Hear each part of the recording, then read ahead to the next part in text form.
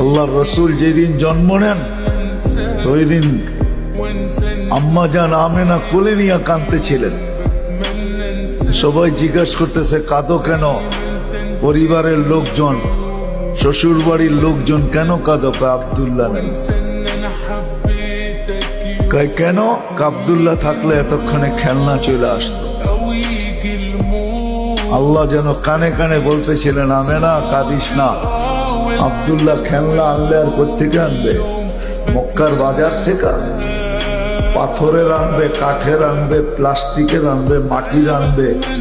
সূর্য ডুবতে দে, চাঁদকে খেলনা বানায় পাঠায়।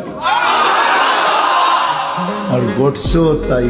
আবু তালেব বলে বিকালে যখন শোয়া দিছি, সূর্য ডুবার পরে যখন শোয়া দিছি চকির উপরে, তো বাদাল কামরু আইয়াদনু, চাঁদ দ্রুত গতিতে নিচে নামতেছিল। আর আমি তাকায় তাকায় দেখতেছিলাম। যখন একবারে নিকটে চলে আসছে তো চিৎকার দিয়া ফেলছি, ভাবতেছিলাম তোমার উপরে পড়া না যায়, কিন্তু তোমার মাথার কাছে এসে থেমে গেছে। তুমি হাত পাও নাড়াচাড়া করতেছিল আর চাঁদ উপরে ডান্স করতেছিল।